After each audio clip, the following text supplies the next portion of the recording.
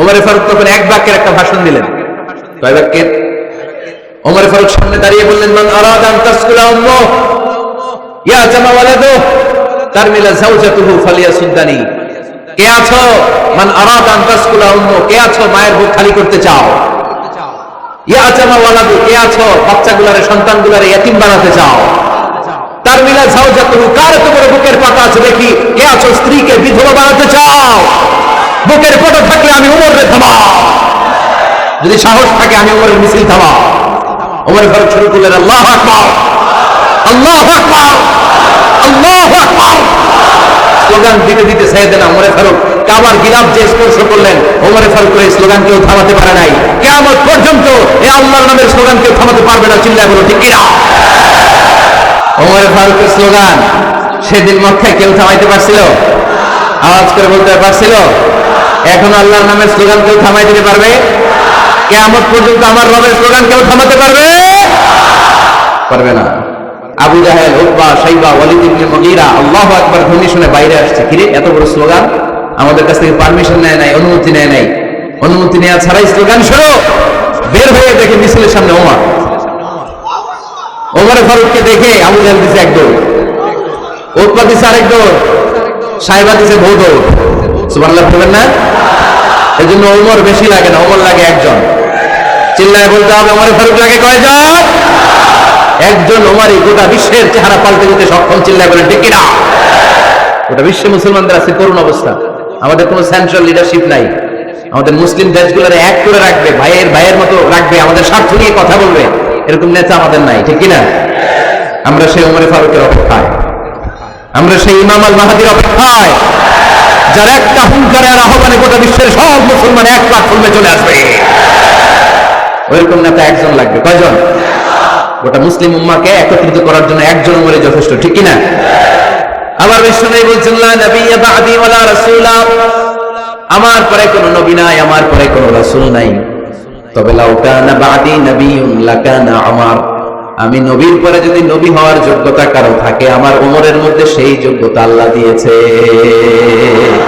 প্রভু তুমি বলেছো রাসূল দেবে না, বলনি দেবে না ওমর, বলনি দেবে না হামজা তারিক, খালিদ বিজয় সমর। প্রভু তুমি বলেছো রাসূল দেবে না, বলনি দেবে না ওমর, বলনি দেবে না হামজা তারিক, খালিদ বিজয় সমর। প্রভু তুমি বলেছো রাসূল দেবে না।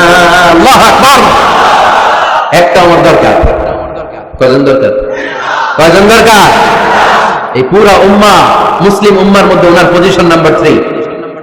ওমর ফারুকের পজিশন নাম্বার 1 নম্বর পজিশন বিশ্বনবী সাল্লাল্লাহু আলাইহি ওয়াসাল্লাম। দ্বিতীয় পজিশন আবু বকর। 3 নম্বর পজিশন সুবহানাল্লাহ পড়বেন না? আশরাফুল মুবাশশিরিনা বিল জান্নাহ, জান্নাতের সুসংবাদ প্রাপ্ত অনেক সাহাবার কথা হাদিসে পাওয়া যায়, কিন্তু এক হাদিসে আল্লাহ রাসূল সাল্লাল্লাহু আলাইহি ওয়াসাল্লাম 10 জন সাহাবীর কথা বলেছেন। ওই 10 জনের ভেতরে সাইয়েদনা ওমর ফারুক আছে না নাই? আবার ওমর ফারুক ছিলেন বিশ্বনবীর শ্বশুর। সাইয়েদনা ওমর ফারুকের কন্যা হাফসা রাদিয়াল্লাহু তাআলা আনহাকে বিশ্বনবী বিয়ে করে ওমর ফারুকের জামাই হয়েছে, আর ওমর ফারুককে বিশ্বনবী শ্বশুর বানিয়েছে। সুবহানাল্লাহ পড়েন। আগে জানতেন এটা? ওমর ফারুক রাদিয়াল্লাহু তাআলা আনহু যে বিশ্বনবীর শ্বশুর ছিল, এটা আজকে প্রথম জানলেন। কে কে দেখি? দেখছেন? অনেকেই জানেন না। মাশাআল্লাহ, হাত নামান, আমরা জেনে নিব, জানতে কোনো সমস্যা নাই। বাঁচতে হলে জানতে হবে। বাঁচতে হলে কি করতে হবে? জানতে হবে। 4 জন খলিফার 2 জন হচ্ছে বিশ্বনবীর মেয়ের জামাই, বাকি 2 জন হচ্ছে বিশ্বনবীর শ্বশুর। সাইয়েদনা উসমান রাদিয়াল্লাহু তাআলা আনহুর কাছে বিশ্বনবী সাল্লাল্লাহু আলাইহি ওয়াসাল্লাম 2 কন্যাকে বিয়ে দিয়েছে। বিশ্বনবী সাল্লাল্লাহু আলাইহি ওয়াসাল্লাম মোট কন্যা 4 জন। কয়জন? বড় মেয়ের নাম যায়েনব রাদিয়াল্লাহু তাআলা আনহা, ওনার স্বামীর নাম ছিল আবুল আস ইবনে রাবিয়া। তারপরের মেয়ের নাম হচ্ছে উম্মে কুলসুম, ওনাকে বিয়ে দিয়েছিলেন বিশ্বনবী সাইয়েদনা ওসমান রাদিয়াল্লাহু তাআলা আনহুর সাথে। উম্মে কুলসুম রাদিয়াল্লাহু তাআলা আনহার ইন্তেকালের পরে আরেক মেয়ে রুকাইয়াকে বিশ্বনবী সাইয়েদনা ওসমানের কাছে আবার বিয়ে দিয়ে দিলেন। সুবহানাল্লাহ। আর সবচেয়ে ছোট্ট কন্যা ফাতিমা রাদিয়াল্লাহু তাআলা আনহাকে বিয়ে দিয়ে দিলেন নিজের চাচাতো ভাই সাইয়েদনা আলী রাদিয়াল্লাহু তাআলা আনহুর সাথে। তার মানে সাইয়েদনা উসমান আর সাইয়েদনা আলী ছিল বিশ্বনবীর মেয়ের জামাই। ঠিক কিনা? আর সাইয়েদনা আবু বকর রাদিয়াল্লাহু তাআলা আনহুর কন্যা আয়েশা রাদিয়াল্লাহু তাআলা আনহাকে বিশ্বনবী বিয়ে করে আবু বকর রাদিয়াল্লাহু তাআলা আনহুকে বানালেন শ্বশুর, আর ওমরে ফারুকের কন্যা হাফসা রাদিয়াল্লাহু তাআলা আনহাকে বিয়ে করে ওমরে ফারুককেও বানালেন শ্বশুর। তাহলে চার খলিফার দুইজন জামাই, দুইজন, আওয়াজ করে বলতে হবে, চার খলিফার দুইজন, বাকি দুইজন। ওমরে ফারুক রাদিয়াল্লাহু তাআলা আনহুকে আল্লাহ তাআলা জ্ঞানও দিয়েছেন, আবার প্রজ্ঞাও দিয়েছেন। জ্ঞান আর আল্লাহর ভয়, তাকওয়া। আমার প্রিয় ভাইরা, রামগঞ্জের ভাইরা, তাই না? রামগঞ্জের ভাইরা, কোন ব্যক্তিকে যদি আল্লাহ তাআলা জ্ঞান দেয়, আবার যদি তাকওয়ার গুণ দেয়, জ্ঞানও আছে আবার আল্লাহর ভয়ও আছে, এই লোকের কেউ থামায় রাখতে পারে না। এর কেউ থামায় রাখতে পারে না, সে গোটা বিশ্ব জয় করবে। সাইয়েদনা ওমরে ফারুককে আল্লাহ তাআলা জ্ঞানও দিয়েছেন, আবার তাকওয়াও দিয়েছেন। সুবহানাল্লাহ বলেন। বিশ্বনবী সাল্লাল্লাহু আলাইহি ওয়াসাল্লাম স্বপ্ন দেখলেন, বিশ্বনবী দুধ খাচ্ছেন, আঙ্গুলের ভেতর দিয়ে ফাঁক দিয়ে দুধ দ্বারা বিশ্বনবী দুধ খাচ্ছেন। খেতে খেতে একটু দুধ আঙ্গুলে লেগে আছে, এই আঙ্গুলটা কারো মুখে না দিয়ে বিশ্বনবী সাল্লাল্লাহু আলাইহি ওয়াসাল্লাম ওমরে ফারুকের মুখের ভিতরে ঢুকাই দিলেন। অতিরিক্ত দুধটা ওমরে ফারুক খেলেন। সাহাবারা বললেন, মাযা ওয়ালতা বিহি ইয়া রাসূলুল্লাহ, হে আল্লাহর রাসূল, এই স্বপ্ন দিয়ে কি বুঝালেন, বুঝলাম না। বিষ্ণু ইসা ইসলাম বললেন, আউয়ালতু বিহি আল ইলম, এটা দিয়ে আমি জ্ঞান বুঝিয়েছি, কারণ অতিরিক্ত দুধের অংশটা আমি কাউরে না দিয়ে ওমরকে দিয়েছি, তার মানে ওমরের জ্ঞানের কোনো তুলনা হয় না। এজন্য স্বপ্নে যদি কেউ দেখেন আপনি দুধ পান করছেন, এটা প্রমাণ করে আল্লাহ তাআলা আপনাকে দ্বীনের জ্ঞান দান করবেন। আবার বিশ্বনবী সাল্লাল্লাহু আলাইহি ওয়াসাল্লাম আবার আরেক রাতে স্বপ্ন দেখলেন, সাহাবারা লাইন ধরে বিশ্বনবীর সামনে দাঁড়ানো, কোন সাহাবার জামা নাভি পর্যন্ত, কোন সাহাবার জামা হাঁটু পর্যন্ত, কোন সাহাবার জামা টাকটু পর্যন্ত, কোন সাহাবার জামা আরো ছোট, কিন্তু ওমরে ফারুকের জামা বিশ্বনবী দেখলেন এত বড়, টেনে হিচড়ে হিচড়ে বিশ্বনবীর সাথে চলছে। সুবহানাল্লাহ পড়বেন না? সাহাবারা বললেন, মাযা ওয়ালতা বিহি ইয়া রাসূলুল্লাহ, হে আল্লাহর রাসূল, এটা দিয়ে আপনি কি বুঝাতে চাইলেন? বিশ্বনবী বললেন, আউয়ালতু বিহি আত তাকওয়া, এটা দ্বারা আমি দিনদারি বুঝালাম, তাকওয়া বুঝালাম। সুবহানাল্লাহ। বিশ্বনবী দেখলেন কোন সাহাবার জামা এতটুকু, কোন সাহাবার জামা এত লম্বা, কোন সাহাবার জামা পা পর্যন্ত লম্বা, আর সাইয়েদনা ওমর ফারুককে দেখলেন ওনার জামা এত লম্বা, ওমর ফারুক টেনে হিচড়ে জামা নিয়ে চলতেছে।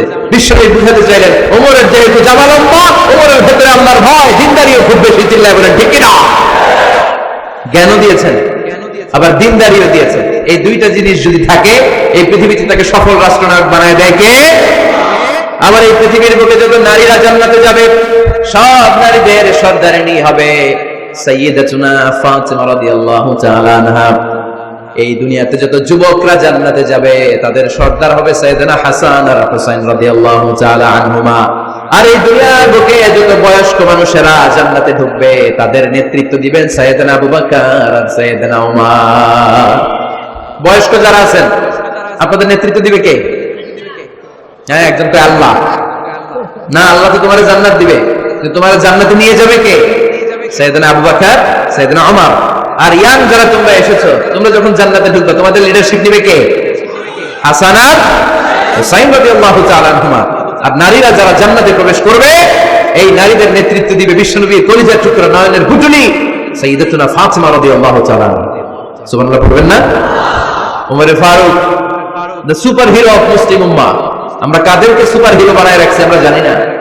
এই নায়ক নায়িকা, গায়ক গায়িকা, মডেলরা, চোখ ধাঁধানো গ্ল্যামার নিয়ে যারা চলে, এরা আমাদের মডেল না। আমাদের মডেল সাইয়েদনা ওমর ফারুক। ঠিক কিনা? ঠিক কিনা? হ্যালো ফ্রেন্ডস, আসসালামু আলাইকুম। আশা করি আপনারা সকলে ভালো আছেন। সো আমাদের আজকের এই হযরত ওমর রাদিয়াল্লাহু তাআলা আনহু এর শাসনামল ও জীবনীর তৃতীয় পর্বটি আপনাদের কেমন লাগলো অবশ্যই কমেন্টে জানিয়ে দেবেন। যদি ভালো লেগে থাকে অবশ্যই লাইক দেবেন, এবং যারা আপনারা আমাদের হযরত ওমর রাদিয়াল্লাহু তাআলা আনহু এর জীবনীর প্রথম এবং দ্বিতীয় পর্বটি দেখেননি, আমি অবশ্যই ডিসক্রিপশন বক্সে প্রথম এবং দ্বিতীয় পর্বের লিঙ্ক দিয়ে দেব, আপনারা দেখে আসবেন। কারণ আপনারা যদি প্রথম এবং দ্বিতীয় পর্বটি না দেখেন, তাহলে মাঝখানে তৃতীয় পর্ব দেখে হযরত ওমর রাদিয়াল্লাহু তাআলা আনহু এর জীবনের কোনো কিছুই বুঝবেন না। সো আপনাদেরকে আমি অনুরোধ করব যে আপনারা প্রথম এবং দ্বিতীয় পর্বটিও দেখে আসবেন। আমাদের এই হযরত ওমর রাদিয়াল্লাহু তাআলা আনহু এর জীবনের এবং শাসনামলের আরও 3টি পর্ব বাকি রয়েছে। আগামীকালকে আমাদের চতুর্থ পর্ব এবং পরশুদিন আমাদের পঞ্চম পর্ব, এরকম পর্যায়ক্রমে আরও 3টি পর্ব আমাদের আলোর দিশা ইউটিউব চ্যানেলে আপলোড হবে ইনশাআল্লাহ। আপনারা যদি হযরত ওমর রাদিয়াল্লাহু তাআলা আনহু-এর শাসনামল এবং জীবনীর সবগুলো পর্ব দেখেন, তাহলেই আপনারা হযরত ওমর রাদিয়াল্লাহু তাআলা আনহু-এর সম্পূর্ণ জীবনী সম্পর্কে জানতে পারবেন। সো আমি আপনাদেরকে অনুরোধ করব যে আপনারা হযরত ওমর রাদিয়াল্লাহু তাআলা আনহু-এর সবগুলো জীবনী ভালোভাবে শুনুন এবং বুঝুন, তাহলেই আপনি আপনার জীবনে হযরত ওমর রাদিয়াল্লাহু তাআলা আনহু-এর মতো শাসন অর্থাৎ রাষ্ট্র পরিচালনা করতে পারবেন। এরকমই নিত্য নতুন ডক্টর মিজানুর রহমান আজহারী হুজুরের আলোচনা এবং নবী সাহাবীদের জীবনী পেতে অবশ্যই আমাদের আলোর দিশা ইউটিউব চ্যানেলটি সাবস্ক্রাইব করে রেখে দেবেন, তাহলে সবার আগে আপনি আমার ভিডিওগুলো পেয়ে যাবেন। আরেকটা কথা হচ্ছে, আপনাদের মনেও যদি কোনো ইসলামিক কনসেপ্ট নিয়ে প্রশ্ন থাকে অবশ্যই কমেন্টে জানিয়ে দেবেন। ইনশাআল্লাহ আমি চেষ্টা করব সেই বিষয় নিয়েও ভিডিও নিয়ে আসার। তো দেখা হচ্ছে পরবর্তী ভিডিওতে, সেই পর্যন্ত আমাদের চ্যানেলের পাশে থাকুন। আল্লাহ হাফেজ।